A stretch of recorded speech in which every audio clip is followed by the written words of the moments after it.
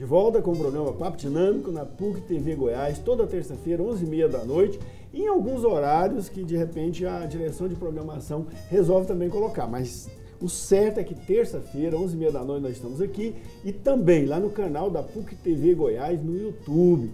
Lá também tem este programa e todos os outros programas já foram ao ar. Com esse são 50 programas que estão disponíveis para você por bloco, para facilitar você baixar e compartilhar com seus amigos. Também não deixe de nos acompanhar pelo Facebook, Instagram e Twitter, no perfil do programa Papo Dinâmico, ok? E hoje estamos falando, né, de cenário econômico para 2019 com dois grandes especialistas, o Dr. Sérgio e também o Dr. Danilo. Nós vamos, já que o Dr. Sérgio fez uma reflexão, falando do otimismo neste momento, da expectativa muito positiva de que o novo governo vai consertar a economia. Como é que você, doutor Danilo, vê isso para 2019?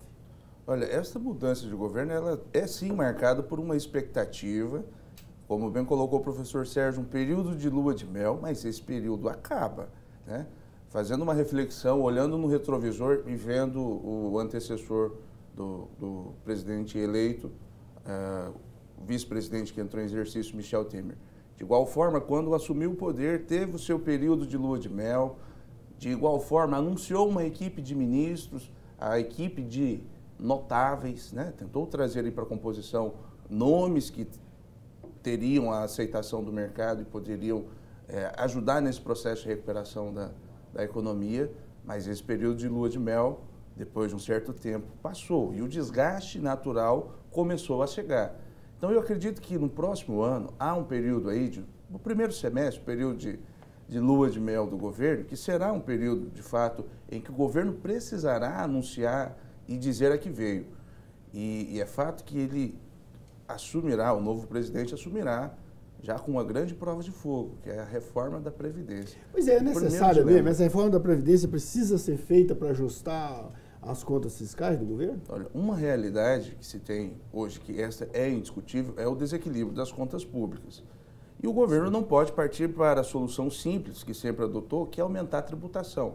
Porque nesta equação de receitas e despesas não há mais espaço, né, para onerar o setor produtivo, onerar os consumidores, onerar as pessoas físicas com arrecadação, com imposição de uma carga tributária que já é pesada. Então, o desequilíbrio das contas públicas, ele é um fato. A questão da Previdência, hoje, por óbvio, representa um dos maiores gastos, né, dentro do... Um déficit de 200 bilhões por ano, é muito dinheiro, não? É muito dinheiro. De fato, é necessário que se faça uma reforma, que esse cenário seja enfrentado. Até porque, quando falamos de Previdência, não se trata de uma medida a curto prazo. A Previdência tem que ser pensada, em especial pensando no desenvolvimento do país, pois na medida em que as pessoas começam a ter melhor qualidade de vida, a população começa a ter na medida em que o país começa a ter desenvolvimento social, a população começa a ter uma maior expectativa de vida e isso, por óbvio, vai representando maiores gastos a longo prazo para o governo. Então, o sistema de previdência ele é uma espécie de política que precisa ser pensada a longo prazo. Por óbvio, essa reforma ela se faz necessária nesse aspecto, no planejamento do país, não só para o presente, mas para os próximos anos. Doutor Sérgio, como é que o senhor vê essa questão da reforma da Previdência? É necessária mesmo? Não há dúvida de que com um déficit, né, desse porte, com tendência a crescimento, né, no médio e longo prazo, o déficit esse ano chegou a quase 270 bilhões e ela precisa ser feita. 270, então mais de 200. Mais de 200, exatamente. Agora, grande parte desse déficit não é do regime geral, é do regime especial, que é dos funcionários públicos. Exatamente. Né? Disso aí, 86 bilhões foi o serviço público, né? O regime do setor público. E 36 milhões apenas dos militares. Esse é um dado importante, porque a gente vai falar um pouquinho aí em Mas seguida. regime público federal deve ser, né? Não, dos três níveis então, que são. O maior déficit é do regime geral. Então. O maior déficit é do regime geral, mas o déficit do setor público ele é bastante expressivo, né? Mais relativamente à quantidade de beneficiários. Quase um terço. E aí é que estão os grandes problemas, né? Eu acho que a questão toda é qual a reforma de previdência que nós precisamos, né? Uma reforma de previdência que deve ser focada sobretudo na redução de privilégios desses setores corporativistas que apresentam exatamente a maior resistência. É muito mais fácil você fazer um projeto para quem ganha salário, reduzir a previdência, aumentar o tempo de trabalho para quem ganha salário mínimo, que não proporcionalmente representa muito pouco do déficit. Infelizmente, o que nós temos visto, né, isso aconteceu já durante o governo do Temer, quer dizer, as propostas que estão no Congresso acabam sofrendo uma grande pressão desses grupos corporativistas e o governo vai cedendo, né? O próprio presidente eleito já declarou que não vai mexer na aposentadoria dos militares, que, como eu disse, isoladamente representa quase 40 bilhões. Né, de custo para os brasileiros. Então, a questão de fundo é essa. A outra questão é, às vezes, fica-se a ideia de que isso vai ter um impacto imediato nas contas públicas. Não é verdade. Como bem disse o Danilo, a solução para o problema da Previdência é uma solução de médio e longo prazo. O efeito inicial, é claro, que se você aprova uma reforma minimamente coerente, é que você melhora as expectativas da economia, né? Então, isso sim, isso é um efeito que pode ser de curto prazo. Mas o cenário está muito difícil, porque o próprio governo está quer dizer, não, até o momento, né, não tem uma proposta clara para isso. Também essa ideia de que a Previdência tem que ser financiada só com as contribuições das pessoas que são futuros beneficiários dela, não foi a origem, né, da Previdência, porque parece que existem várias fontes de financiamento da Previdência. Hoje está focado só na contribuição de quem contribui com a Previdência.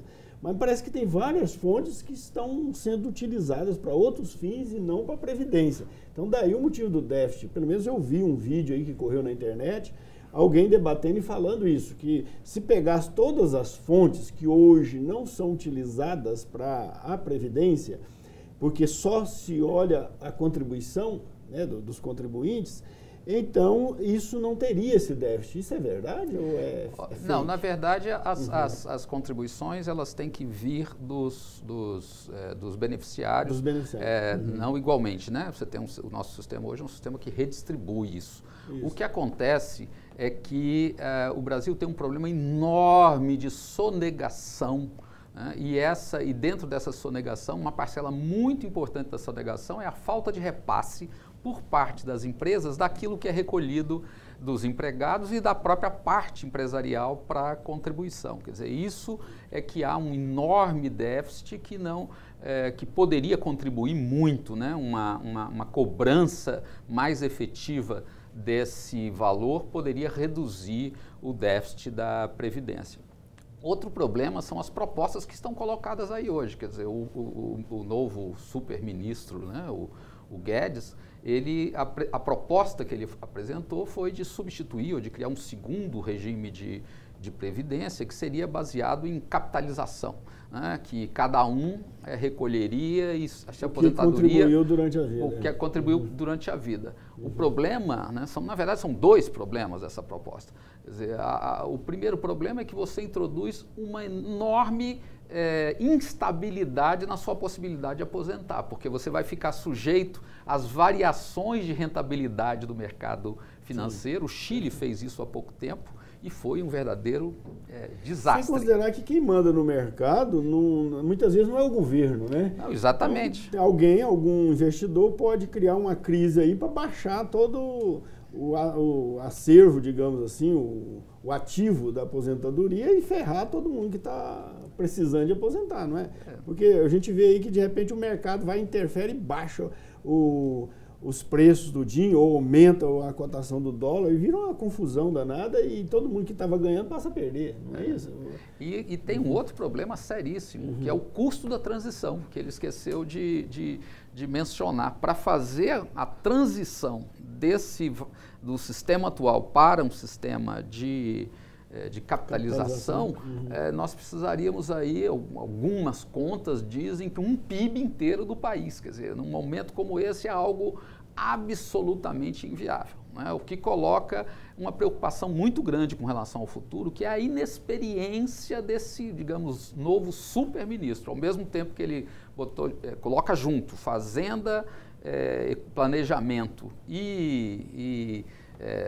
BIDIC, né? Botou tudo isso e é um ministro que, quer dizer, as propostas, né? Nesse caso, por exemplo, ele não fazia ideia, né? Com relação à LOA, ele recentemente disse que não precisa tratar a LOA agora porque eu vou mexer na alteração do orçamento ano que vem. A LOA tem que ser aprovada esse ano, né? O recado dele para o Congresso é: você tem que pressionar, dar uma prensa no Congresso. Quer dizer, as coisas precisam ser negociadas. Deu uma canelada, viu? O presidente falou isso. Então, eu acho que isso também introduz um elemento de instabilidade grande aí para o próximo ano. Agora, nessa conta, embora não seja tecnicamente previdência, mas sim assistência social, né, que é praticada pelo governo, nós precisamos perceber também que a concessão de benefícios, aí benefícios assistenciais, também representa um grande gargalo.